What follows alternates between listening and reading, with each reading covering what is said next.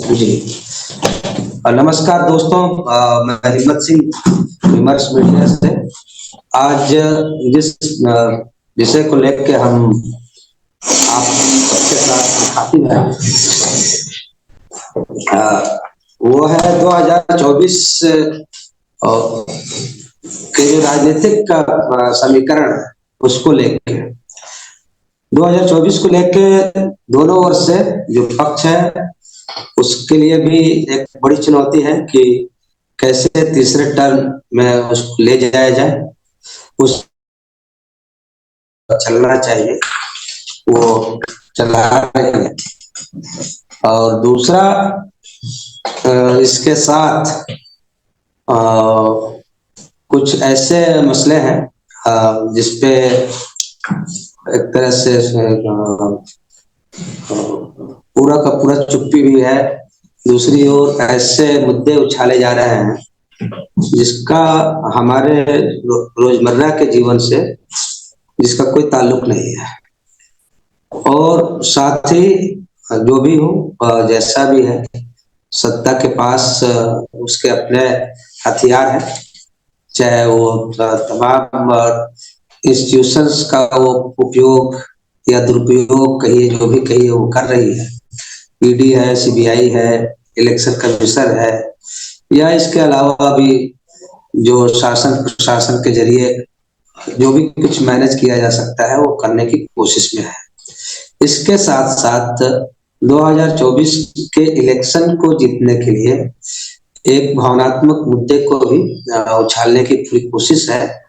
और भावनात्मक मुद्दा है वो है राम मंदिर, और उसके जरिए एक संदेश देना कि शायद हम नहीं होते तो ये मंदिर नहीं बन पाता।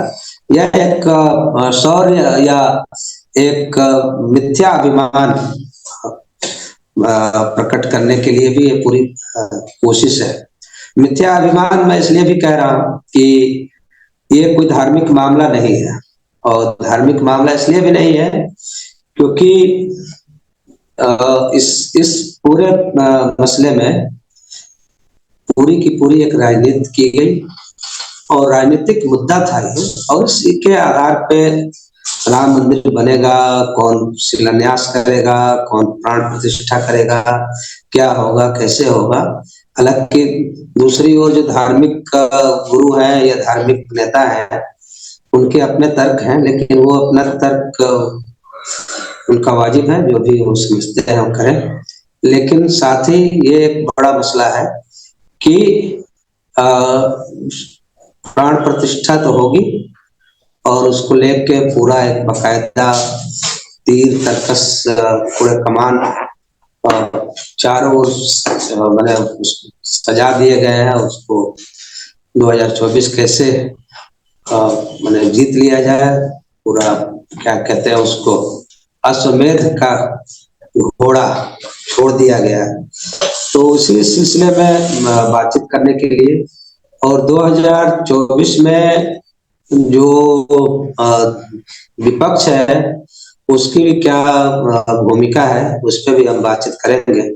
उसकी क्या क्या रणनीतियां हैं, और किस तरह से अपने आप को संयोजित करेगा, कौन सा तोप कहाँ लगाया जाएगा, कौन सा आर्टिलरी कहाँ लगाई जाएगी, ये उनकी अपनी एक रणनीति हो सकती है, और लोग लगे हैं।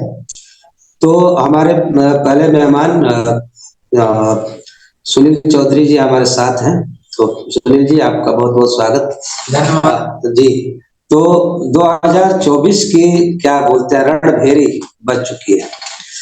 जनवरी का इंतजार था, 1 जनवरी, अब मुश्किल से 4-5 महीने के अंदर अंदर पूरा का पूरा मतलब नतीजा सामने आ जाएगा कि कौन जीता, कौन खेत रहा, कौन किसकी मतलब क्या कहते हैं लंका लगी, जो भी आप नाम ले सकते हैं।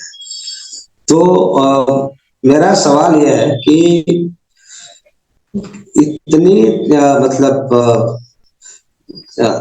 रणनीति है बीजेपी के पास या आरएसएस के पास, उसका कोई काट या उसके बरक्स पैरेलल कोई एक कहिए कि एक परसेप्शन बनाने की विपक्ष की, अभी वो कहीं दिखाई नहीं दे रही, केवल आलोचनाओं तक तो सीमित है। लेकिन आप किस तरह का समाज बनाना चाहते हैं या किस तरह की राजनीति करना चाहते हैं, या जनता को किस तरह से कौन कौन से फायदे देना चाहते हैं, अभी आपकी ओर से या विपक्ष की ओर से इसकी कोई बड़ी आहट नहीं सुनाई दे रही। तो क्या तैयारी है India alliance versus NDA alliance? देखिए, राजनीति में जो चुनाव है वह संयोजन और प्रबंधन का खेल है। हम व्यापक जनता को अगर अपने पक्ष में कर लेते हैं तो हम चुनाव जीत जाते हैं। और धर्म सिर्फ राजनीति नहीं तय करेगा, तय करेगी जनता की जरूरत। दो खेमा है, एक है जनता की जरूरत, जनता का विकास, जनता के विकास का मॉडल, और दूसरे तरफ हमारे सामने धर्म खड़ा है। तो निश्चित रूप से जब हम देखते हैं साउथ को कि जयललिता जो चुनाव जीतती थी तो धर्म का विरोध करके ही वहां चुनाव जीती, वो जनता के एजेंडे पर चुनाव जीती। तो धर्म का प्रभुत्व जब राजनीति में आएगा तो वह टिकेगा नहीं अगर उसको जनपक्षीय राजनीति हो। इंडिया अगर एक कॉमन मिनिमम जो प्रोग्राम हम करते हैं तो कॉमन मिनिमम नहीं बल्कि कॉमन मैक्सिमम एक प्रोग्राम जनपक्षीय अगर बनाती है और 1 to 1 फाइट अगर करती है तो निश्चित रूप से इंडिया की जीत होगी। क्योंकि भाजपा को अगर हम देखें कि भाजपा मैक्सिमम 42% अपने क्लाइमेक्स पर 42% वोट उसके पास है। इसका अर्थ हुआ कि 52% भाजपा के अगेंस्ट में आज भी वोट है। उस वोट को अगर विपक्ष संयोजन कर लेता है तो हर जगह चुनाव जीतेगा। दूसरा जो है कि भाजपा का मैक्सिमम सीट देखते हैं तो लगभग 250 सीट है जहां Bhajpa neck to neck fight में है, और वहां नेक टू नेक अगर फाइट होता है तो 50% भाजपा सीट जीत सकती है। यानी कि अगर मैक्सिमम वह जीतेगी तो 125 सीटों पर चुनाव भाजपा को जीतने की अपनी क्षमता है। अब अगर विपक्ष मिल के नहीं लड़ता है तो निश्चित रूप से भाजपा बहुमत में आएगी। लेकिन अगर विपक्ष मिल के लड़ता है और जनपक्षीय एक एजेंडा बनाता है जिस पर जनता की पूरा भरोसा हो तो निश्चित रूप से इंडिया अलायंस चुनाव जीतेगा और इंडिया अलायंस का 2024 में सरकार बन सकती है। चलिए, ये तो बहुत एक मतलब पॉजिटिव संकेत है। हमारे साथ विघ्नेश झा जी भी जुड़ गए हैं। विघ्नेश भाई, आपका स्वागत है। अभी होंगे सुनील जी की बात। आज जो एजेंडा है 2024 में हमारे सामने क्या चुनौतियां हैं और संघर्ष किस तरह से होगा, और हमारे पास संबल क्या क्या है। संबल इन द सेंस कि हमारे पास कोई जमीन या आधार या कुछ भी, चाहे वो जनता का संबल हो या विचार का संबल हो, यह तमाम चीजें हैं। लेकिन सुनील जी ने कहा कि यदि व्यापक प्रोग्राम और 1 to 1 यदि हम लेकर आते हैं एजेंडा तो स्वाभाविक रूप से इंडिया अलायंस भारी पड़ सकता है। इस पे आपकी टिप्पणी? जी, सबसे पहले तो आपको, सुनील जी को और पूरे अपने जितने दर्शक बंधु हैं सबको नए साल की शुभकामनाएं। नया वर्ष सबके लिए मंगलमय हो, और खासकर विमर्श मीडिया की पूरी टीम जो अभी तैयार हो रही है एक फॉर्मल लॉन्च के लिए। अभी तो हम सिर्फ विमर्श कर रहे हैं, तब एक विशिष्ट विमर्श के प्लेटफॉर्म के तौर पे विमर्श का तैयार हो जाना हमारे लिए और तमाम दर्शकों के लिए, तमाम वैसे लोगों के लिए जो सामाजिक, आर्थिक, राजनीतिक मुद्दों पर एक स्पष्ट और निष्पक्ष विचार चाहते हैं, उनके लिए ये प्लेटफॉर्म तैयार होना बहुत ही सुखद होगा। 2024 का ये एक सकारात्मक पहलू जरूर है। ये बहुत इसका आप हिस्सा है, इस पहल का आप हिस्सा है। जी जी जी जी जी, जरूर जरूर।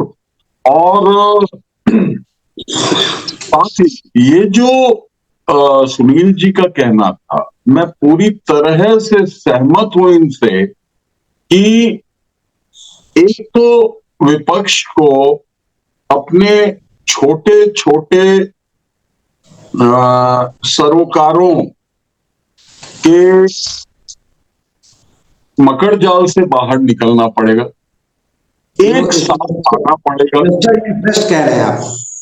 जी वेस्टेड इंटरेस्ट जिसकी बात आप कर, जी जी जी जी, ये वेस्टेड इंटरेस्ट हो ना हो, ये इंटरेस्ट होता है कि हमें आप अपने पार्टी अपने दल को बचाना है, अपने दल के हितों को ध्यान में रखना है, अपने कार्यकर्ताओं के हितों को ध्यान में रखना है। बहुत सारे पहलू होते हैं।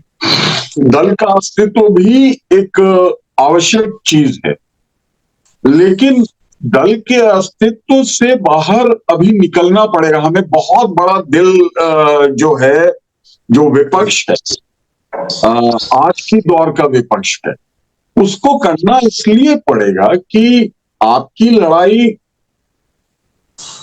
एक तो जो सुनील जी ने कहा कि जनता के मुद्दे, जो हमारे आर्थिक सामाजिक भौगोलिक स्थिति को देखते हुए जो जनता हैं उनके मुद्दों पे, और मैक्सिमम, इन्होंने जो टर्म यूज किया बहुत अच्छा टर्म यूज किया, मैक्सिमम कॉमन प्रोग्राम, कि हम कितने अधिक मुद्दों को, सबके मुद्दों को अपने जो हमारा जॉइंट एक मुद्दा लेकर के हम चलेंगे, उसमें कितनों को समाहित किया जा सकता है अधिक से अधिक, उस पे फोकस होना चाहिए। जो जहां तक मैं समझ पाया सुनील भाई की बातों से, तो ये एक बहुत ही सकारात्मक पहलू है। लेकिन यहाँ देखिए, यहाँ लड़ाई 3-4 ऐसे पहलू हैं जिनको पूरी विपक्ष नहीं समझ पा रही है, इंक्लूडिंग भारतीय राष्ट्रीय कांग्रेस, वो भी नहीं समझ पा रही है। अगर ध्यान से देखा जाए तो इसमें एक ऐसा पहलू है, एक जनता के भावनात्मक, जनता से भावनात्मक तौर पर जुड़ा हुआ एक ऐसा मुद्दा है जिसको कि विपक्ष किसी भी हिसाब से एड्रेस नहीं कर रहा है, सिवाय तृणमूल कांग्रेस। तृणमूल कांग्रेस का भी जो के भी जो स्टेप्स हैं वो उतने सटीक, उतने बृहत नहीं है जो उस भावनात्मक पहलू को, उस पर्टिकुलर भावनात्मक पहलू को एड्रेस कर सके। और वो आइकनाइजेशन आइकन्स खड़े किए जाते हैं, आइकन्स की आड़ से एक कुछ चेहरे निकाले जाते हैं। खास करके एक चेहरा निकाला जाता है कि हमारे 2 आइकन्स हैं, राम और कृष्ण। उन आइकन्स के पीछे से एक और तीसरा आइकन निकलता है जिसपे कि आप अटैक करेंगे।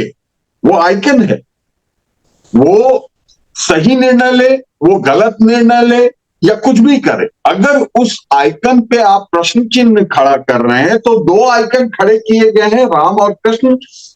सीधा ये कहा जाएगा कि भाई सवाल तो राम और कृष्ण पे खड़े हो रहे हैं, उनके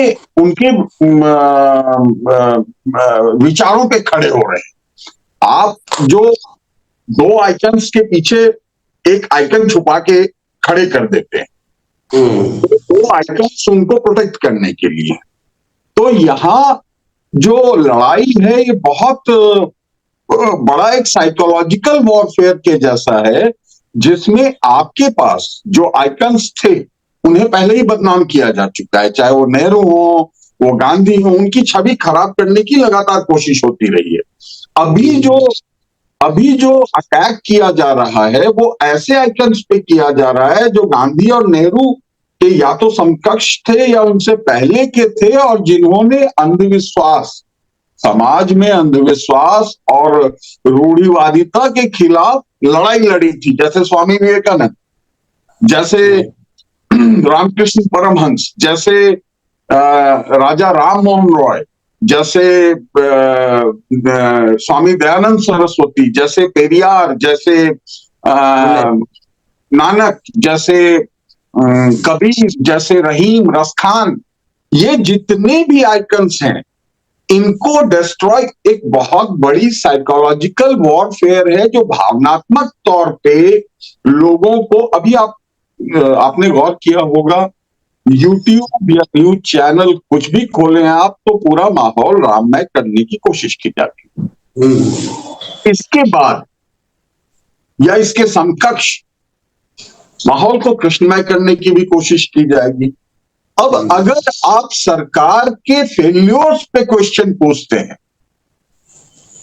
तो आपको ये जवाब मिलेगा कि वो फेल्योर, ये सरकार की फेल्योर पे सवाल नहीं उठा रहे, ये जनता के हितों का सवाल नहीं उठा रहे हैं। जनता के हितों से ऊपर है हमारा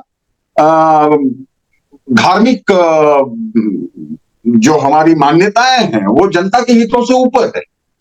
तो जनता दो पल को ये सोचने पे बाध्य हो जाती है कि क्या हम इतने मतलबी हो गए कि हम अपने भगवान की रक्षा ना कर पाए। लेकिन सवाल ये नहीं है भगवान के, राम के, कृष्ण के या किसी भी आइकन के खिलाफ कोई नहीं है। सबों की आस्था है उसमें, चाहे वो पक्ष हो, विपक्ष हो या निष्पक्ष हो, तीनों की आस्था उसमें है, उनमें है, भगवान में है। भगवान के साथ जो हमारे बाकी आइकन्स हुए, जिन्होंने हमें और भी रास्ते दिखाए, जिन्होंने हमें कहा कि हम धर्म तो माने पर उसमें से आडंबर तो निकालते। नहीं ठीक है विघ्नेश भाई, मैं थोड़ा यहाँ रुकना चाह रहा हूँ। एक मिनट के लिए और दे दीजिए मुझे वक्त। तो विपक्ष के पास आइकन नहीं है। एक तो आइकनाइजेशन जो है वो सजेस्टेड होगा कि भाई आप आइकन्स को खड़े कीजिए, उनके विचारों को खड़े कीजिए। डॉक्टर भीमराव अंबेडकर जी के विचारों को या फिर उनकी छवि को भी धूमिल करने की अभी देख रहा हूं यूट्यूब पे और मेन स्ट्रीम मीडिया पे भी कोशिश हो रही है। तो आप अपने आइकन्स के साथ खड़े हो, पहली बात। दूसरी बात और तीसरी बात सुनील जी ने पहले ही बता दी है कि हमें मैक्सिमम कॉमन एजेंडा लेकर के निकलना पड़ेगा। जनता के मुद्दे उतने ही अहम है और खास करके जो ये हमारा गवर्नेंस का सिस्टम होता है उसमें जनता के मुद्दे होते हैं, जो धार्मिक मुद्दे हैं या आस्था के मुद्दे हैं वो उन सब से अलग है, ये भी समझा। तो तीन चीजें जी। नहीं ये जो आपका जो प्रश्न है ये मैंने 2014 से शुरू हुआ है और उसको उसी का एक्सटेंशन और आगे भी यदि 2024 में भी यदि मामला ऐसे ही बना रहा तो बाकी जितने आइकन्स हैं वो धीरे धीरे या तो डिलीट कर दिए जाएंगे या धूमिल कर दिए जाएंगे। हाँ, वो जो भी शासक होता है अपने हिसाब से वो आइकन बनाता है। अभी दो दिन पहले की बात है, इतना राममय होने के बावजूद बस ड्राइवर भड़क गए। भड़क गए और पूरा राम की भजन मंडली जो है अब वो दूसरे उस पर ट्रैक पे आ गई, जिसको इस ट्रैक पे हम लोग चाहते हैं कि इस ट्रैक पे आए। तो अभी भी जनता तो लड़ाई के मूड में है,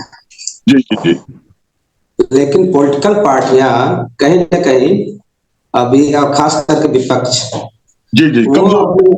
हाँ, वो जनता के मूड को या उसको भाप नहीं पा रही है। जी बिल्कुल। तो इस ये कब तक, ये मतलब एक जो मतलब एक गैप है 2024 के चुनाव आते आते, इसको यदि नहीं भर पाई तो मुझे लगता है कि थोड़ा और मुश्किल हो जाएगा, क्योंकि सरकार को पीछे हटना पड़ा है। देखिए स्थिति बहुत ही नाजुक है, क्योंकि भारत जो हमारा देश है वो इस स्थिति में है ही नहीं कि आर्थिक तौर पर जो एक खाई बनी है जिसमें कि देश की 90% जनता लगभग उसमें है, उस खाई से उन्हें निकालने का कोई एक सकारात्मक सोच के साथ कोई मॉडल किया जा चुका है, नहीं तैयार किया जा सका है। दूसरी बात, जो पहले एक मॉडल था, यहां तो सवाल अब सीधा उस पे नहीं आ सकते कि यहां तो सवाल है डिसेंट्रलाइजेशन का। डिसेंट्रलाइजेशन वाला जो मेथड है, आप उससे ही जनता का पेट भर सकते हैं, या तो फिर 5 किलो अनाज देके भरिए उन्हें गुलाम बना के, या फिर डिसेंट्रलाइजेशन ऑफ इकोनॉमी होती है तो भरती है पेट उनकी।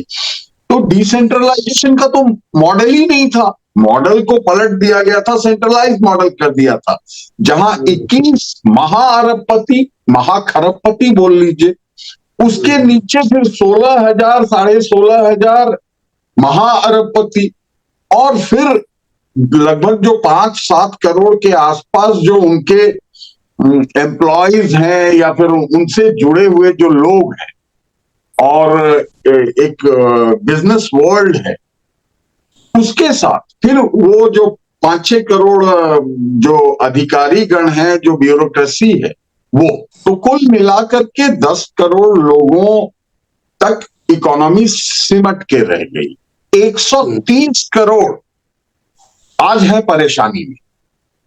उन 130 करोड़ को एक भावनात्मक डोज दे करके अपने साथ रखा जा रहा है, लेकिन वो 130 करोड़ अपने आर्थिक मुद्दों पे आ सकते हैं, बशर्ते कि उन्हें ऐसा लगे कि विपक्ष एकजुट है। विपक्ष 5 साल, अगले 5 साल तक उन्हें एक अच्छा गवर्नेंस दे सकता है, आपस में उनका मनमुटाव नहीं होगा, एक मैक्सिमम कॉमन प्रोग्राम। बहुत बड़ी बात कही है सुनील भाई ने कि जो मैक्सिमम कॉमन प्रोग्राम अगर डेवलप होता है और उस पे सारी विपक्षी पार्टियां एकजुट होती हैं, तो फिर जरूर कुछ फर्क पड़ेगा। लेकिन साथ में आपको और चीजें लेके चलनी पड़ेगी। जैसे आइकनाइजेशन की बात है, तो जो आपके आइकन्स थे उनकी क्या खूबियां हैं, कैसे उनकी खूबियां लोकतांत्रिक देश के लिए और एक ऐसे देश के लिए जिसमें कि हमें डिसेंट्रलाइज्ड मॉडल ऑफ इकोनॉमी रखना है, उसके लिए आवश्यक है। तो ये भी है पहलू। जी जी, बहुत बहुत बहुत धन्यवाद। अभी फिर आपसे हम मिलते हैं। सुनील जी से मैं बात करता हूँ। सुनील जी, 2-3 बातें विनेश जी के से निकल के आई है। ये तो जो आइकन्स लेके आ रहे हैं, ये पहले से चले आ रहे आइकन्स को डिमोलिश, तो अभी आने वाले समय में विपक्ष के पास यदि राम कृष्ण को हटा दे या जो भी है, तो कोई ऐसा आइकन है जिसको लेके वो चले, या संविधान जो अपने आप में बड़ा कम्प्रहेंसिव है, तो ऐसा कोई कम से कम बिना उसके तो आप एक बड़े दायरे में आर्थिक वाला क्या दीजिए, वो आपसे ज्यादा कर देगा। तो आप कहेंगे कि ये रोजगार दीजिए तो पकौड़ा तलवा देगा, और कह दे कि रोजगार तो है, लेकिन दरअसल वो प्रचंड बेरोजगारी है, इसमें ना कोई IAS होता है, ना PF होता है, ना पेंशन होता है, ना कुछ होता है, ना कुछ होता है। उससे वो अपने घर का बच्चों को पढ़ा सकता है ढंग से, ना इलाज करा सकता है, ना कुछ करा सकता है। रोजगार का मतलब यह होता था कि पूरी उसके पास सोशल सिक्योरिटी भी उसके साथ जुड़ी हुई है, उसके साथ शिक्षा भी है, स्वास्थ्य भी है, और भी जो इंटरटेनमेंट के जो साधन है, यही सब लेके एक मोटा मोटी हिसाब बनता था। अभी विघ्नेश भाई के सवाल से आइटम क्या हो सकते हैं, और आपका कोई रोल मॉडल क्या, खास करके इकोनॉमी का रोल मॉडल क्या, जो इन्होंने बताया कितने 10 करोड़ के आसपास है जिनके पास सब कुछ है, बाकी 31 करोड़ जो है उसे बाहर कर दिए। देखिए हमारे पास जो आइकॉन, तो हमारे पास भगत सिंह का आइकॉन सबसे बड़ा आइकॉन, जो बीजेपी के पास नहीं।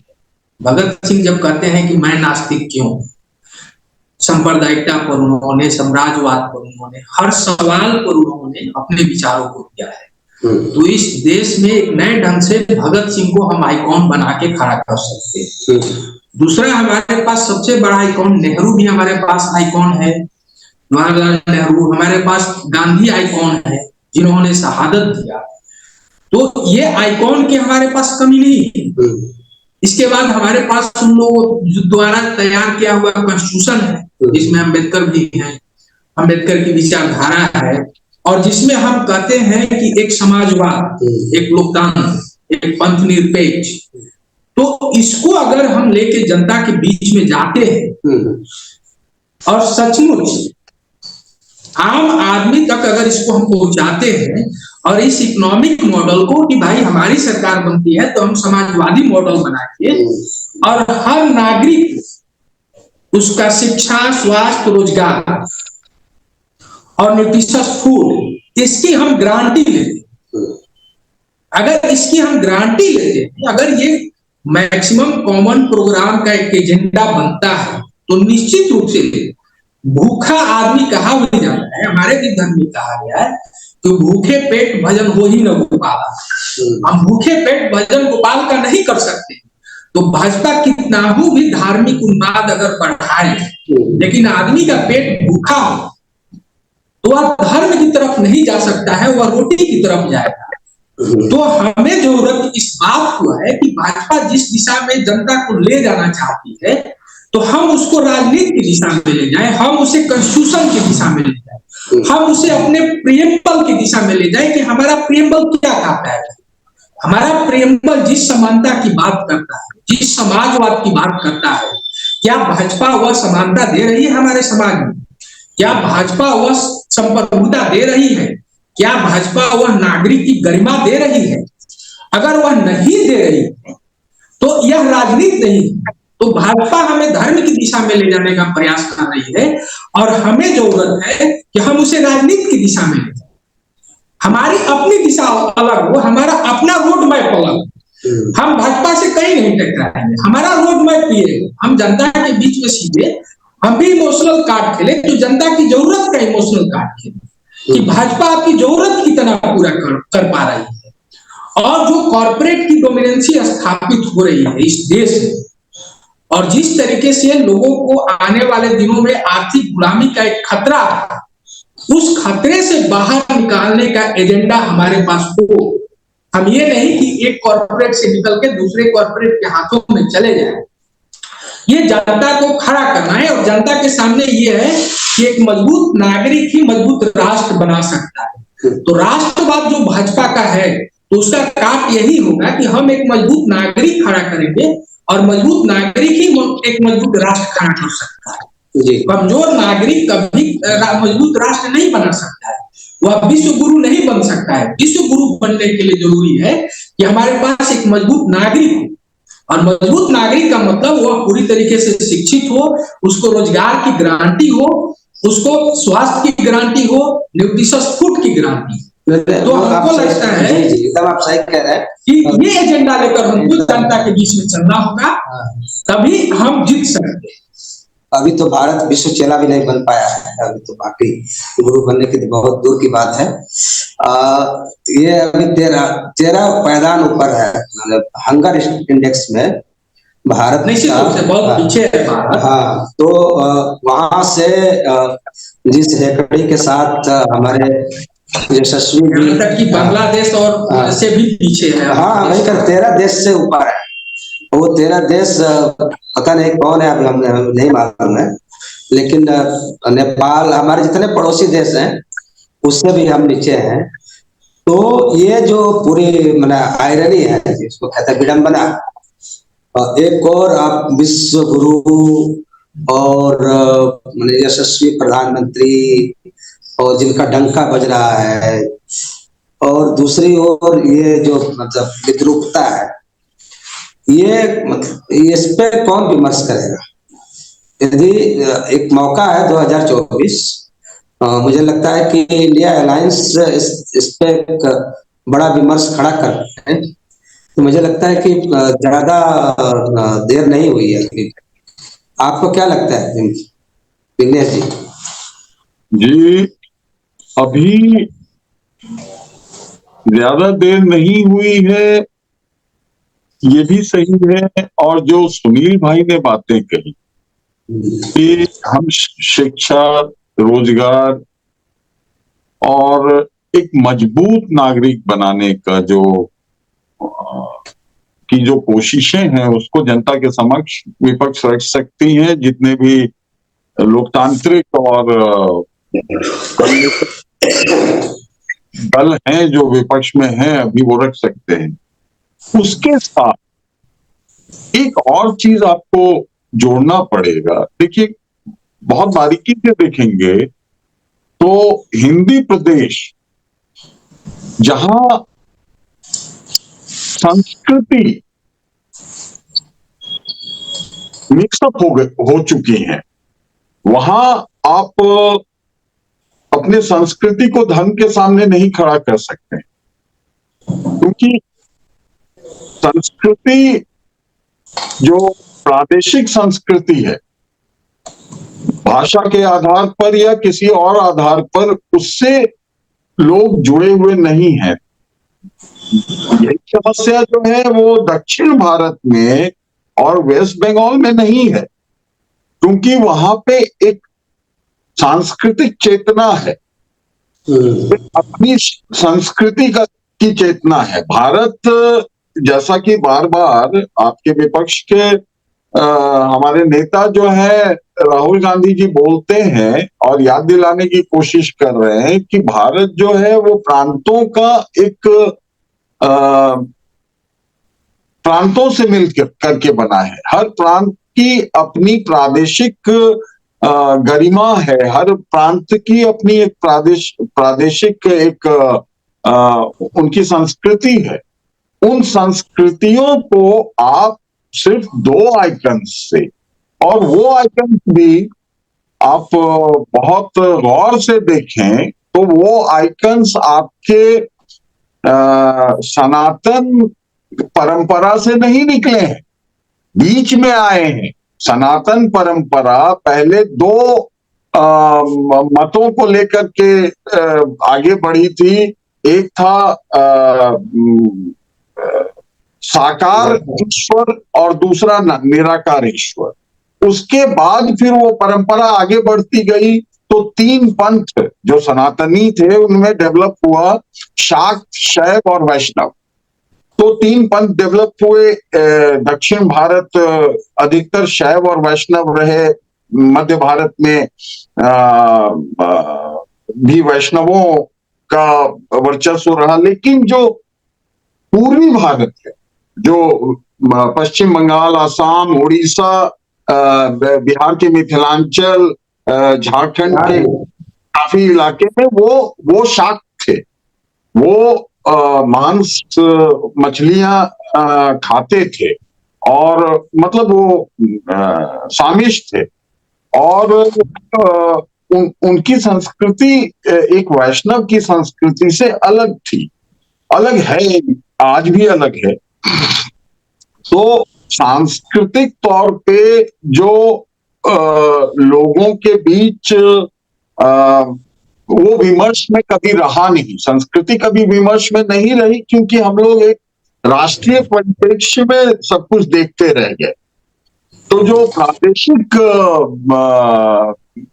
जो एक अस्मिता का सवाल है वो गौण होता चला गया, और प्रादेशिक अस्मिता के साथ वेस्ट बंगाल ने और दक्षिण भारत ने अपने आप को ये जो एक नया जो धार्मिक आइकन, नए धार्मिक आइकन का उद्भव हुआ 10 साल पहले, और फिर उनका जो प्रचार प्रसार हुआ उसमें हिंदी पट्टी जो है, क्योंकि वहां संस्कृति जो है, प्रादेशिक संस्कृति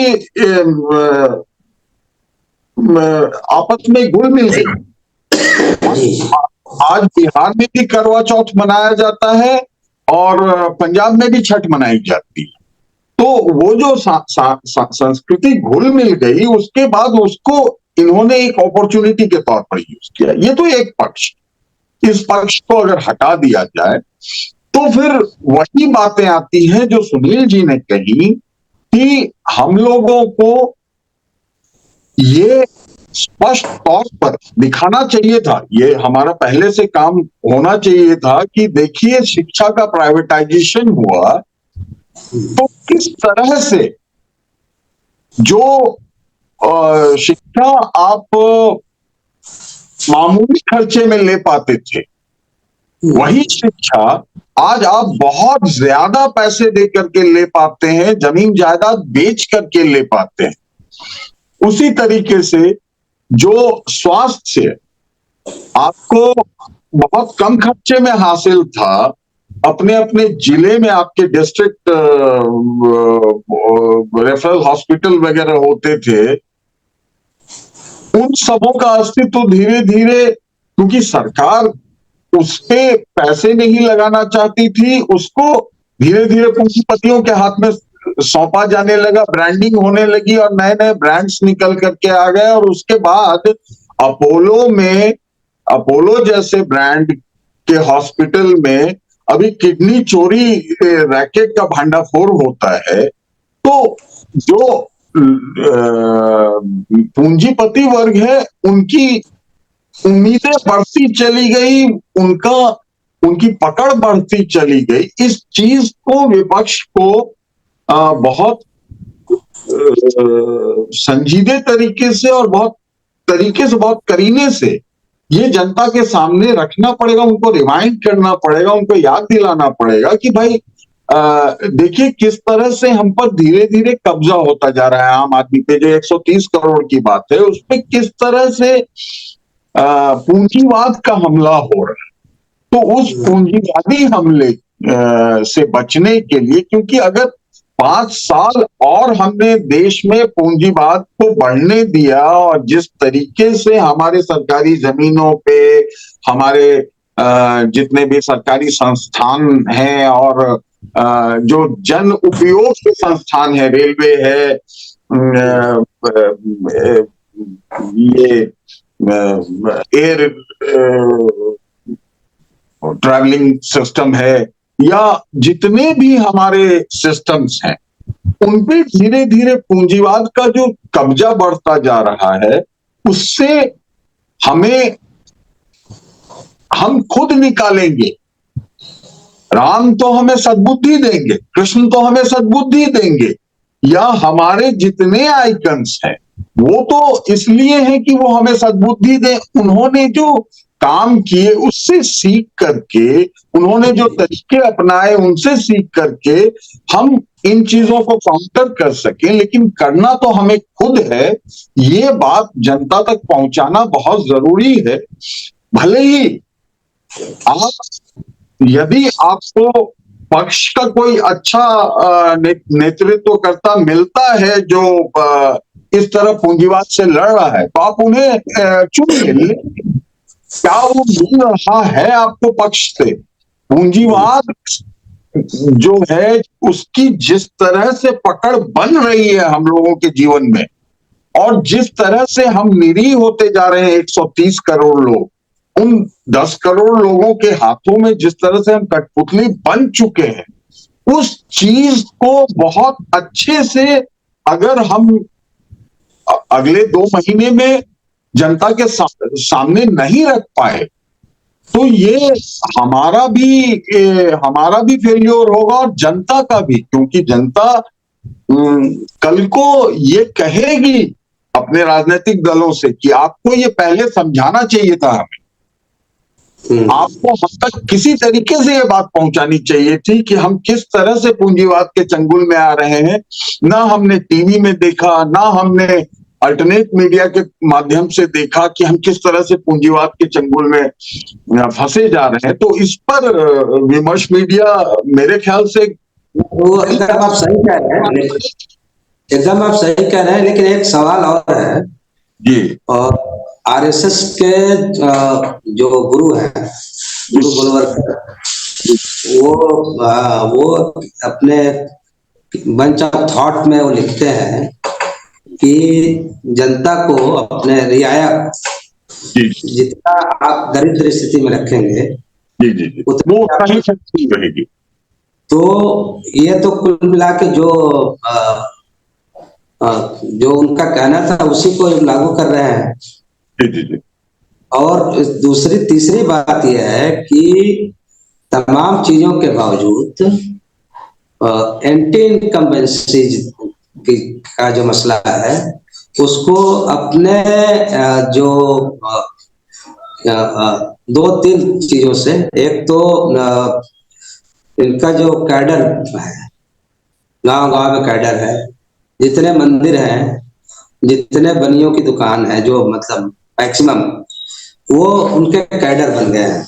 वहां से दिन रात प्रचार चलता रहता है कि मोदी जी नहीं होते तो आज देश जो है कहाँ होता, मुल्लों के हाथ में होता, क्या क्या होता, मुगलों के, इस तरह की चीजें हैं। विपक्ष के पास इतना बड़ा कैडर बेस नहीं है।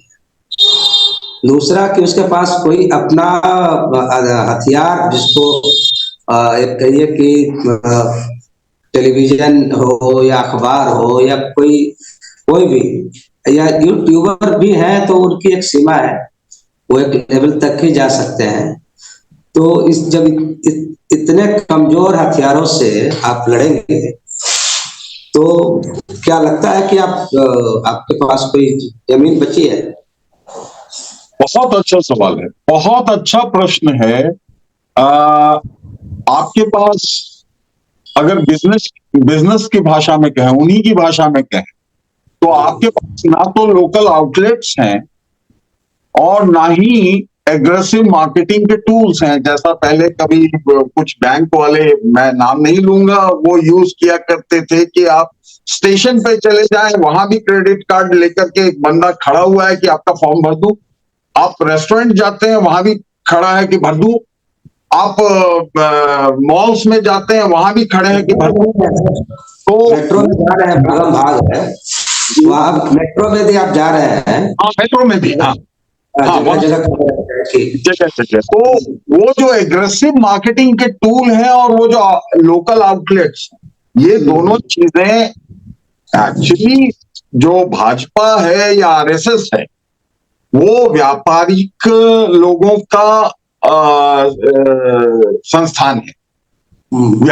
व्यापारी वर्ग का उस पे या पूंजीपति वर्ग का उस पे अधिपत्य है। तो उनका जो पैटर्न होता है, वो पैटर्न भी होता है जो पैटर्न एक कॉरपोरेट या एक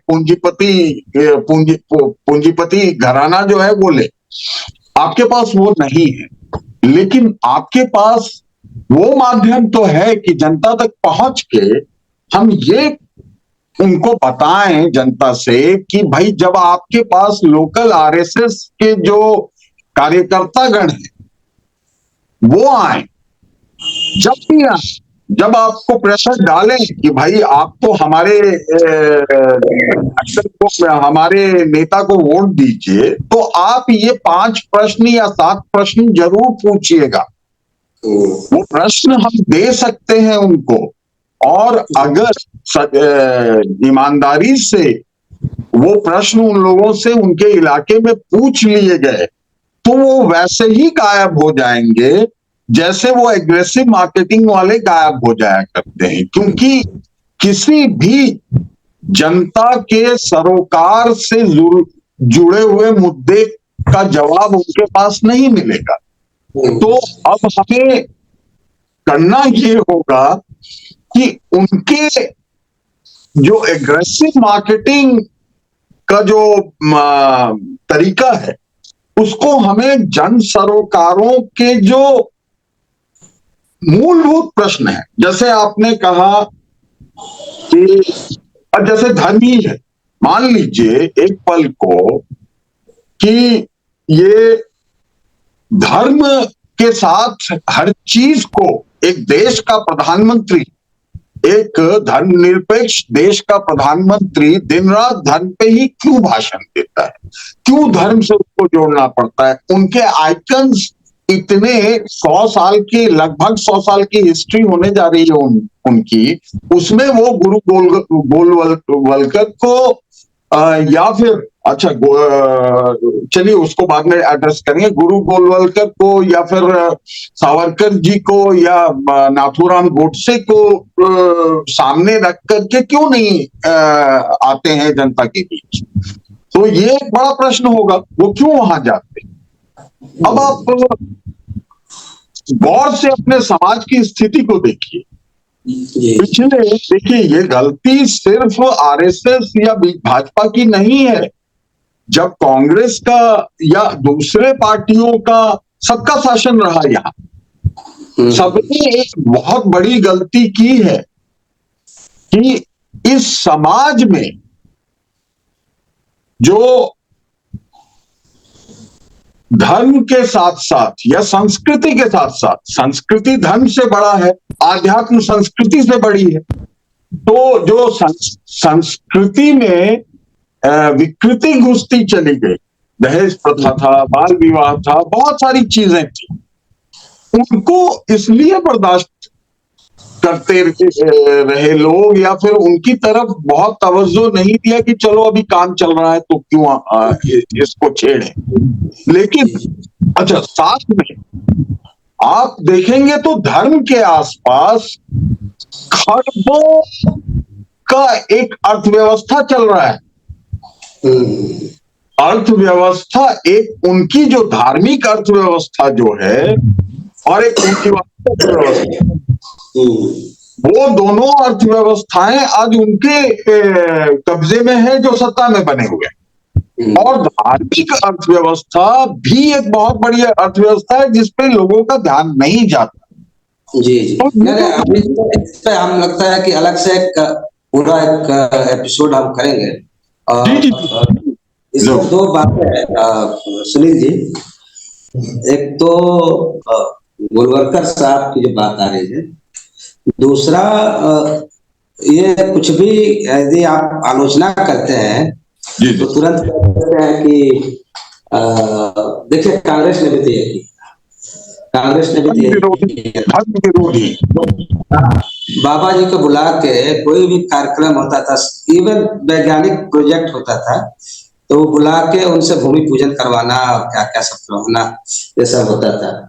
तो अब उसी को चाहिए था ये सब चीजें कर्मकांड खत्म करना, जबकि आप उसको और मतलब जोर शोर से, अब यहाँ तक कि प्रधानमंत्री अपने आप में अब वो एक भारत के प्रधानमंत्री नहीं है, गौरवशाली हिंदू राष्ट्र के प्रधानमंत्री के रूप में अपने आप को प्रेषित कर रहा है।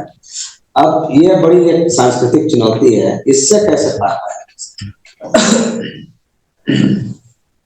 देखिए, पार पाने का तो एक ही तरीका है कि हम जनता को मजबूती से खड़ा करें, जनता को शिक्षित करें। अगर अंधविश्वास है और अंधविश्वास का प्रतिनिधित्व हमारे प्रधानमंत्री कर रहे हैं तो इसका अर्थ है कि वो अंधविश्वास जनता के बीच में, तो जनता के बीच में जो अंधविश्वास है, तो जैसे हमने सती प्रथा को खत्म किया तो उस अंधविश्वास को जनता ने स्वीकार किया कि सती प्रथा गलत है।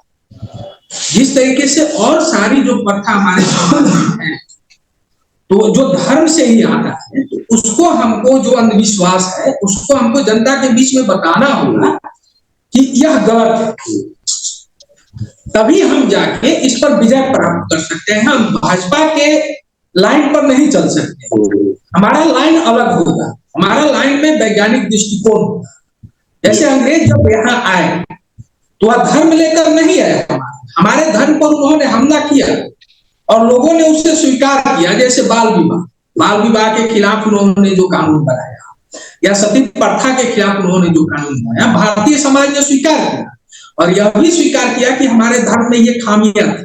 तो हमारे धर्म में जो खामी है उस खामी को जनता के बताना कि ये हम ही तय करते, ये भगवान तय नहीं करते।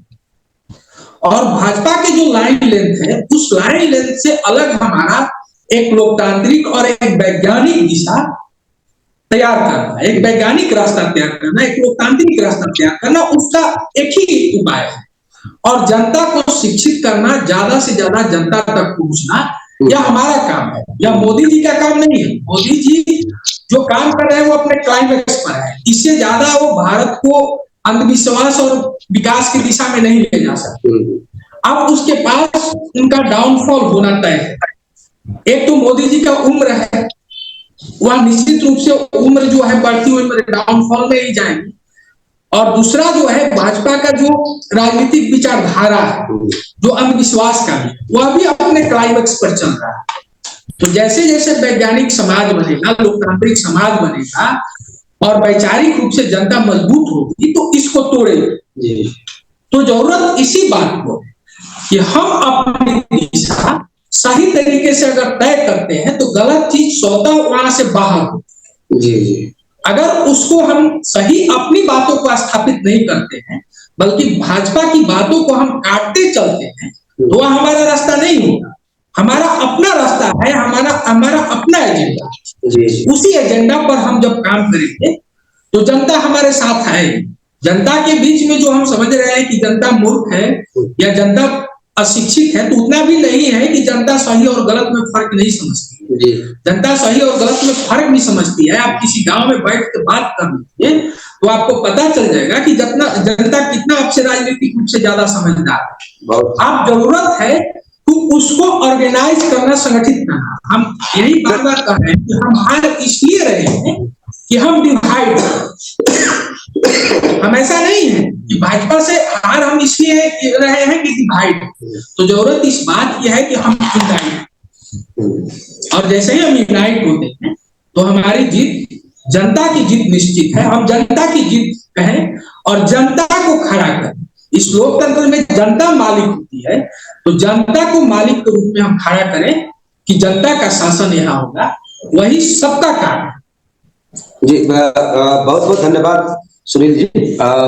दिनेश भाई, अभी दुकानदार है हमारे बगल में, पड़ोस में, एक छोटा सा मतलब बातचीत से, वो मोदी जी के भक्त हैं, बड़े अच्छे और इंसान अच्छे हैं। दुकानदारी का मामला है तो थोड़ा बहुत मजाक होता रहता है। तो वही बताते हैं कि मोदी जी नहीं होते तो देखिए ये नहीं होता, वो नहीं होता, सांस भी नहीं ले पाते। हमने कहा कि चलो कल को मोदी जी नहीं रहे तब क्या होगा। तो वो बेचारा चुप बहुत देर तक। तो हमने कोई होगा दूसरा तीसरा नंबर का जो, तो कहे कि नहीं कोई नहीं है। हमने कहा तब देश रहेगा कि नहीं रहेगा। तो बोला कि नहीं, देश तो सदियों से रहा है तो उसको कौन कर सकता है। तो एक तो लॉजिकली इतना तो दिमाग जहन में बैठा दिया कि ये मैंने व्यक्ति नहीं है, एक इंसान नहीं है, वो महामानव है। और अभी एक पोस्टर में देख रहा था कि इसमें मोदी जी का एक बड़ा सा कद है और बगल में राम जी है जो छोटे, मतलब उनके कमर के बराबर है, और वो आते हैं। अब वो लला है या क्या है, लेकिन राम पूरा प्रॉपर उसमें है, धनुष धनुष लिए। ये जो प्रत्यंचा ताने हुए राम है और एक जन कल्याणी राम है, उस पर हम बहस नहीं करेंगे क्योंकि राम भी कंट्रोवर्शियल है, बहुत सारे उसके भी अपने अपने लॉजिक्स है। वह है, सवाल यह है कि 2024 में चुनौतियां तो हम देख ही रहे हैं, और वो चुनौतियां एक तो व्यवस्थागत है, और व्यवस्था बदलेगी तभी चीजें बदलेंगी। एक सत्ता सत्ता के की वजह से है, सत्ता की वजह से है। ये जो मैंने एक सवाल किया था कि एक छोटा सा और उदाहरण दे दूं आपको कि हिटलर को 97 या 98% वोट पड़े थे 42 से 97% भी पढ़ सकते हैं। तो ऐसा तो नहीं है कि ये एकदम यही चरम है। नहीं, हाँ? ये चरम है। और फिर दूसरे जो गैस चैम्बर बनने और डिटेंशन कैंप बनने और सीए एनआरसी लागू करने की बातें भी अब शुरू हो गई। तो कह रहे हैं कि एक स्टेप बाय स्टेप तो वो उसी दिशा की ओर बढ़े।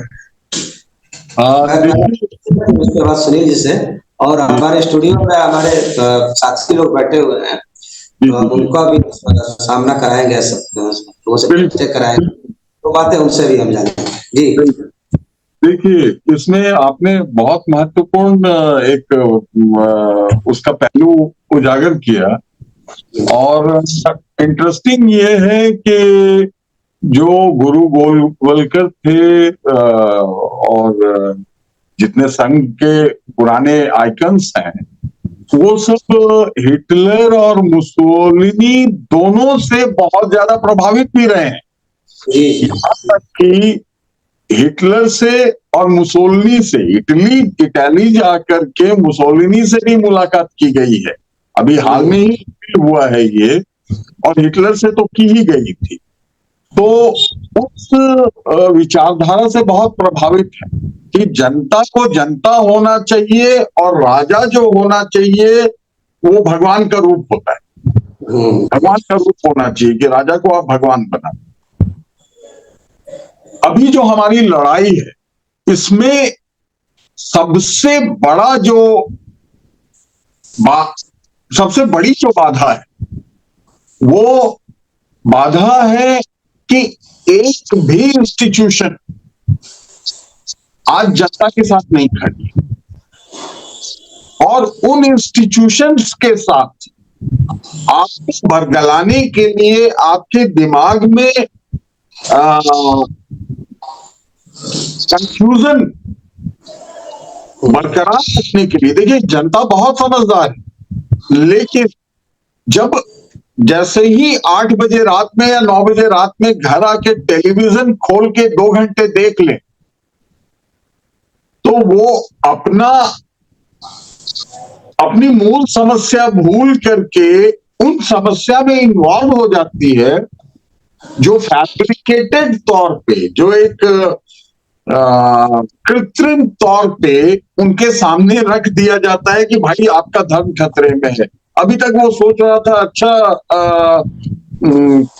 कल मैं कुछ ऐसा काम करूंगा कि कल एक मान लीजिए दिहाड़ी वर्कर है कि कल 200 रुपए ज्यादा कमा के लाने का टारगेट रखता हूं। तब तक मैं उसे रात को टेलीविजन खोलते ही पता चल जाता है कि अरे धर्म खतरे में है। अच्छा, वो भूल गया अपना टारगेट कि 200 रुपया कल ज्यादा कमाना है। उसका जो दिमाग है वो वहां पे इन्वॉल्व हो गया कि अरे धर्म खतरे में, इसके लिए क्या कर सकते हैं। 1 घंटा वो, 1.5 घंटा वो, 2 घंटा वो उसी पे सोच रहा है। तो होता क्या है कि आपका जो आपका जो व्यक्तिगत जो इंटरेस्ट होता है, वो अच्छे मन से कर रहा है ऐसा। वो सोच रहा है कि मेरे व्यक्तिगत जो मेरा स्वार्थ है उस पर हम एक अपने सांस्कृतिक या धार्मिक जो हमारा स्वार्थ है, या स्वार्थ ना कहें उसे, जो धार्मिक हमारा दायित्व है उसका निर्वाह। लेकिन जब आप जानते हैं, हम जानते हैं, और सुनील भाई का बहुत सही कहना था कि जनता इतनी मूर्ख नहीं है कि वो सच्चाई ना समझ पाए। बस ये है कि उसे जो एक आभासी दुनिया, एक नकली दुनिया में रखने की जो तमाम कोशिशें होती हैं मीडिया, और अब तो सोशल मीडिया पे भी भरमार लग गई है, बहुत पैसे मिल रहे हैं सुना है, तो वो जो आभासी दुनिया में रखने का जो उनका एक बहुत बड़ा, उसके लिए बहुत बड़ा तंत्र काम कर रहा है, उसको हम लोग छोटे छोटे बिना बहुत अधिक रिसोर्सेज के जो विमर्श जैसे प्लेटफॉर्म्स हैं उन्हें काउंटर करना। तो हम लोगों को बहुत ही बारीकी से हर पहलू को जनता के सामने रखना पड़ेगा, जिसकी कोशिश हम लोग करेंगे भी आपस में मिलके, हम लोग जितना भी मंथन कर पाए और जनता के बीच जाके भी एक दूसरे को उनकी सही स्थिति से वाकिफ करवाना, ये भी एक पक्ष रहेगा। तो हमारी लड़ाई जो है एक आर्टिफिशियल जो जनहित का भूत खड़ा किया गया है, वो आर्टिफिशियल है, वो जनहित नहीं, लेकिन उसको धर्म की चाशनी में लपेट कर इस तरह से प्रस्तुत किया जाता है, और हर दिन, हर घंटे, हर मिनट, हर सेकंड वो कानों में गूंजता रहता है लोगों के कि धर्म खतरे में है, धर्म खतरे में है। हमें ये एहसास दिलाना उनको बहुत आवश्यक है कि भाई आपका धर्म तब खतरे में आएगा जब आप अपने बगल के किसी इंसान की मदद ना कर पाए, उसको जिंदा ना रख पाए, आपका किसान ना मर जाए, आपका जवान ना मर जाए, आपका असंगठित कामगार भूख से ना तड़प रहा हो, आपके अनाथ बच्चे, आपके घरों के वृद्ध, आपके घरों की महिलाएं वो न कहीं अपनी रोजी रोटी के लिए जो उनको आगे बढ़ने का एक जो उनका या प्रतिदिन कुछ ना कुछ कर डालने का जो जज्बा होता है वो ना मर जाए। तो उन चीजों पे हम लोगों को बारी बारी से या एक साथ जैसे भी हम लोग कोशिश की जा सकती है। सुनील जी, मेरा वही सवाल है कि हम सोच रहे हैं कि हम जो है उसको ये करते हैं, मारते थे, वो 100 कदम आगे पीछे सोच के चला है। और जो भी है शासक कहिए या शासक वर्ग कहिए, जो भी सत्ता में है वो ये कर रहा है। तो मैंने हिटलर का उदाहरण इसलिए भी दिया कि मतलब उतना परसेंटेज वोट शायद दुनिया में किसी को नहीं मिला। वो कैसे मिला था, क्या मिला था, और मिला होगा तो स्वाभाविक रूप से मैनेज किया होगा तो भी मिला होगा। सॉरी, एक चीज ऐड कर दूं, अगर उनके हिटलर के पास ईवीएम होता तो 100% मिलता। उससे ज्यादा शायद ज्यादा भी मिल जाता मिलता, क्योंकि भाई वो तो महामानव है ना। जी। तो हिटलर भी महामानव थे। हाँ, महामानव का मामला है, तो इतना आसान तो नहीं लग रहा है। देखिए, चीजें इतना आसान नहीं। जैसे हिटलर जो आया था वो समाजवाद के सहारे ही सत्ता में आया। आप देखिएगा, इसके बाद वह प्रभुत्व को स्थापित किया। लेकिन जो हिटलर का दौर था, आप समझिए कि 80 से 90 बरस पहले का होगा, और दुनिया 90 बरस आगे जो बढ़ी। आज जो हम अंतरिक्ष की यात्रा कर रहे हैं, तो दुनिया पीछे लौट के नहीं जाती। ये एक बात हमको समझना होगा कि दुनिया पीछे लौट के नहीं जाती, दुनिया आगे बढ़ती। लेकिन गंदगी तो उससे ज्यादा अभी गाजा में जिस तरह से बच्चों को, मतलब ठीक है, वो एक हिस्से में हो रहा है, हम ये मान लेते हैं। लेकिन हमारा कहने का मतलब है कि हमारा जो वैचारिक पक्ष है या समाज है या लोकतंत्र है, जैसे हम कहें कि कहीं कहीं राजतंत्र अगर आ भी जाए तो राजतंत्र ही सच होगा, वो नहीं होगा। दुनिया जब इतना लोकतांत्रिक बनी है तो अब ये हिटलर की दिशा में नहीं मुड़ सकता है, यह आगे जाएगा। तो इसलिए यह लोकतंत्र की ही दिशा में जाएगा। और दूसरा, भारत की जो बनावट है, यहाँ कोई हिटलर खड़ा नहीं हो सकता है। भारत का जो कॉन्स्टिट्यूशन है, यहाँ हिटलर खड़ा नहीं हो सकता है। कोई भी धार्मिक उन्माद कितना हो भी पैदा करे, नरेंद्र मोदी भी पैदा करे, लेकिन आप देखिएगा कि अगर उस दिशा में बहुत तेजी से अगर आगे बढ़ते हैं तो उनके खिलाफ जबरदस्त रेसिस्टेंस होगा। ऐसा नहीं होगा कि रेसिस्टेंस नहीं होगा। जी नहीं, लेकिन मैं तो कह रहा हूँ कि एक आइकन इसलिए बने हो 2002 के बाद। आइकन तो हर शासक होता है। आप देखिए एक्सप्रेस में जवाहरलाल नेहरू भी आइकॉन ही हमारे थी, इसके बाद इंदिरा गांधी आई थी, आइकॉन ही थी। मेरा केवल इतना कहना है कि बाकी तो डेमोक्रेसी, डेमोक्रेटिक राइट्स और चीजों को लेके बने थे, एक आजादी के आंदोलन की एक मांग थी, लेकिन ये आइकन तो हिंदू हृदय सम्राट, और वो इसलिए है कि एक खास कम्युनिटी को आप बुरी तरह से रौंदते हैं और कहते हैं कि मेरा सीना 56 इंच का है। तो ये और करते करते 2 टर्म तो हो गया, तो आप कैसे कर सकते हैं कि हो सकता है कि उससे क्रूर हो सकते हैं? नहीं, क्रूर हो सकते हैं, लेकिन देखिए हमारे पास जो है, जो राजनीति हो, हम इसीलिए विपक्ष की एकता की बात कर रहे हैं कि अभी भी हमारे पास 42% वोट इनके पास है और 58% वोट विपक्ष के पास है।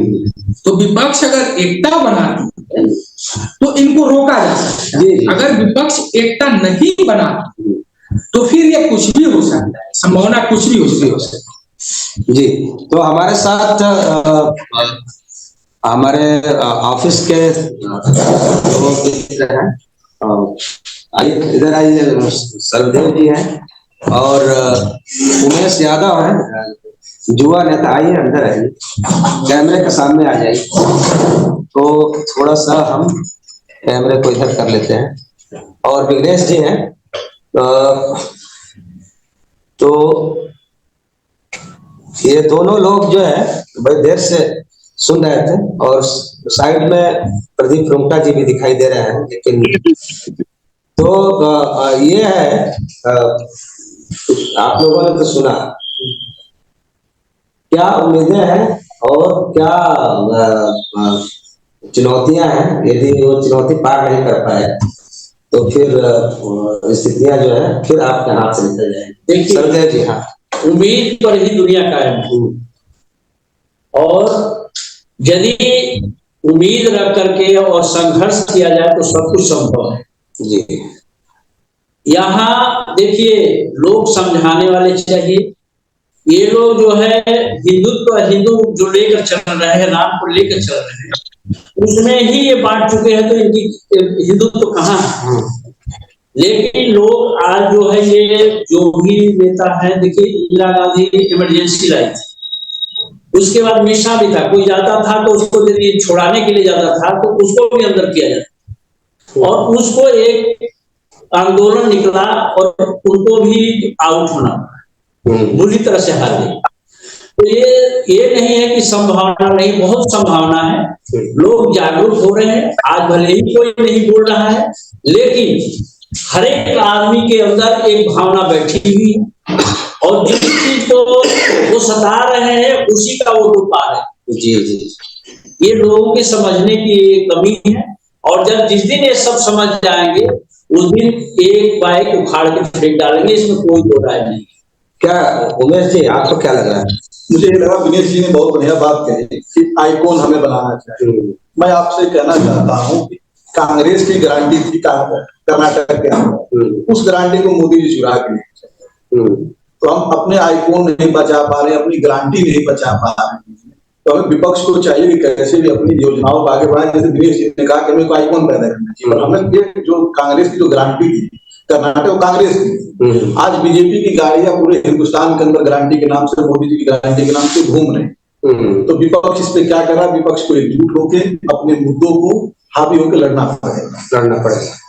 लेकिन देख रहा हूँ कि सीटों को लेकर थोड़ा सा घमासान है, मतलब यहाँ कहाँ दूसरा कि कांग्रेस के पाले में अब गेंद आ गई, क्योंकि कांग्रेस ही सबसे बड़ी पार्टी है इस पूरे इंडिया गठबंधन में।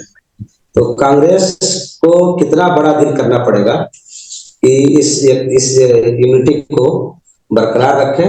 जब यूनिटी बरकरार रखेंगे तो शायद स्थितियां पलट सकती है। जो क्षेत्रीय दल जहाँ पे मजबूत है उसकी बात और उसको दे देनी चाहिए, चाहे उत्तर प्रदेश और अखिलेश जी ममता जी बंगाल में हो, और कांग्रेस को जहाँ बीजेपी से डायरेक्ट फाइट है वहां पे क्षेत्रीय दलों के अपने वोटों जितने भी अगर 1% आधा % है वहां पे मदद करनी चाहिए।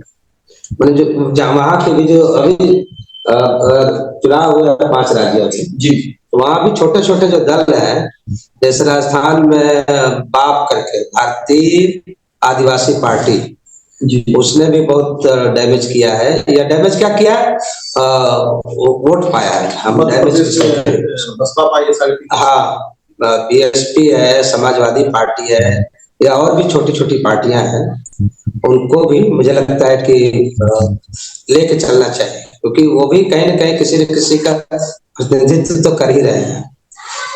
यादव जी, एक तो आपने सही कहा कि उम्मीद है और इसको लेके चलना चाहिए। जो इंडिया उम्मीद है कि वो संगठित हो पाएंगे कि नहीं हो पाएंगे।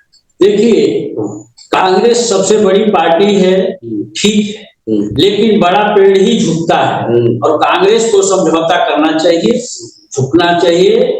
जिसका जितना ये है उस हिसाब से उसको सम्मान देना चाहिए। ये मध्य प्रदेश हारने का कारण जो है कल्पनाथ जी बोले कहाँ अखिलेश और क्या क्या, उसका परिणाम इनको मिल गया और ये सारे राज्य इनको हारना पड़ा। छोटी छोटी पार्टियां बहुत माने रखती, इसीलिए कांग्रेस को सोच समझकर अलायंस बनाना चाहिए। ये जो जाति जनगणना जो की बात हो रही है वो क्या कांग्रेस के पक्ष में जाएगी, या मतलब इंडिया अलायंस के पक्ष में जाएगी बात, या बीजेपी? नहीं, इंडिया अलायंस के पक्ष में जाएगी। जाति जनगणना का मामला जो है इंडिया अलायंस के पक्ष में। जाति जनगणना से ये हो जाएगा कि सभी लोगों को ये पता तो चले कि भाई कौन कितना है। जी जी। और जाति जनगणना से जड़ जमीन तो का भी बंटवारा होना चाहिए कि भाई ये कैसा है। सत्ता में भी बंटवारा होना चाहिए, भागीदारी होनी चाहिए। ये नहीं कि जिसके पास कुछ नहीं है उसके पास 90% की भागीदारी है और 10% में पूरा हिंदुस्तान घूमना। कांग्रेस कर्नाटक में लागू करेगी जनगणना? हाँ चाहिए, वो तो जनगणना करना चाहिए। दिग्नेश जी, चूंकि अब बहुत लंबा वो हो गया और हम लोगों का विमर्श का जो मसला है वो ऐसा है कि लगता है कि मतलब घंटों बात कर सकते हैं, लेकिन अपने सोशल मीडिया का भी एक चुनौती है कि एक खास टाइम फ्रेम में हमको कुछ मुद्दों पर हम बात रख सकते हैं, बाकी को हम चर्चा के लिए आगे या आगे के विमर्श के लिए हम इस पर करेंगे। तो हमारे साथियों ने 2-3 बातें कही है, उस पर आपकी कोई टिप्पणी हो तो बताइए। जरूर, बहुत अच्छी बातें रखी हैं और जो अलायंस से संबंधित जो स्टेप्स लेने चाहिए विभिन्न राजनीतिक दलों को, कांग्रेस सहित, उन चीजों को और वो सारी चिंताएं जो हैं, ये एक तरह से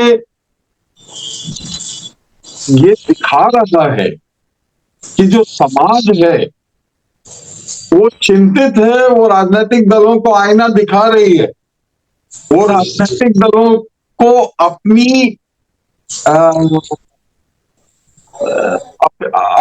अपनी प्रायोरिटीज बता रही हैं। अब गेंद राजनीतिक दलों के पाले में, सब आपस में मिल रहे हैं, निर्णय उनको साथ में मिलकर लेना है।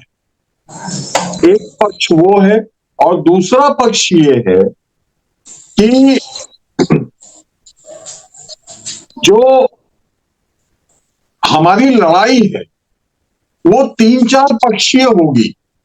हमारे पास जो विपक्ष है उनके पास भले ही जो लोकल लेवल पे एक संगठन का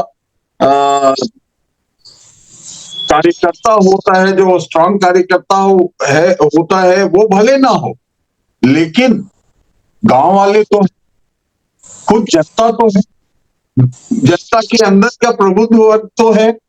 हर जगह जनता खुद बहुत ही सक्षम है, बहुत ही प्रबुद्ध है और इशारे भी दे रही है राजनीतिक दलों को। एक इशारा तो हम सबने देखा है कि स्पष्ट है कि सारे विपक्ष को मिलकर लड़ना चाहिए। जो मायावती जी का 13% वोट है वो भी साथ में आना चाहिए उत्तर प्रदेश में। जो अखिलेश जी का 28-29% या उससे ज्यादा ही होगा, वो वोट भी आना चाहिए। और जो कांग्रेस का सिर्फ 2.5% का वोट है वो भी आना चाहिए। जो चौधरी चरणजीत सिंह जी की पार्टी का है वो भी आना चाहिए। सब मिल के हम लोग लड़े, ये पूरे के पूरे जनता का ये संदेश है। ये तो स्पष्ट है, एकदम स्पष्ट है। तो उसको किस तरह से पार्टियां वर्कआउट करें, पार्टियों को इन संदेशों को लेकर के आपस में वर्कआउट करना चाहिए। और हाँ, जो एक बात आती है ईगो क्लैश की या फिर किसी भी तरह से पार्टियों के बीच मनमुटाव की, तो उसको जितनी जल्दी कुछ दिनों में या एकाध हफ्ते में अगर समेट के सारे एक सर्वसम्मति नहीं किया गया, तो जो दूसरा पक्ष है, जो सत्ता पक्ष है, जो आरएसएस का पक्ष है या जो पूंजीपतियों का पक्ष है, वो बहुत स्ट्रांग है। उसके हाथों में आपके घर तक पहुंचने का वो माध्यम है जिस माध्यम को आप नहीं बता सकते। आप घर से बाहर निकलेंगे तो पड़ोसी आपको समझा सकता है कि आप ऐसी गलती मत कीजिएगा कि इस बार लोकतंत्र खतरे में आ जाए। लेकिन घर के अंदर जाएंगे तो टेलीविजन ऑलरेडी आपको समझाता हुआ मिलेगा कि लोकतंत्र नहीं चाहिए, धर्म बचाओ। और वो धर्म बचाओ जो धर्म है ही नहीं। आप एक आइकन को खड़ा कर रहे हैं और उसी राम मंदिर में सपत्निक जो पूजा होती है, वरना प्राण प्रतिष्ठा नहीं होता है। किसी भी ब्राह्मण किसी भी पुजारी से आप पूछिए तो जब तक अगर शादीशुदा व्यक्ति प्राण प्रतिष्ठा करता है और सपत्निक नहीं होता है तो उस पूजा को अधूरा माना जाता है। तो जो धार्मिक जो परंपराएं हैं, जो तरीके हैं, उनके बीच हमें नहीं जाना है। उनमें हम लोगों को अपनी टांग नहीं अड़ानी है। लेकिन जो सामाजिक तौर पर जो एक हम लोगों का दायित्व है वो लगभग स्पष्ट है। उसको किस तरह किया जाए, ये बस एक मामला है। राजनीतिक दल कैसे करें, आम जनता कैसे करें, हम जो सामाजिक कार्यकर्ता वर्ग है वो कैसे करे, जो राजनीतिक कार्यकर्ता वर्ग है, जो इंटेलेक्चुअल क्लास है, ये सब कैसे करे, तो अपने अपने तरीके से सबको करना पड़ेगा। जी।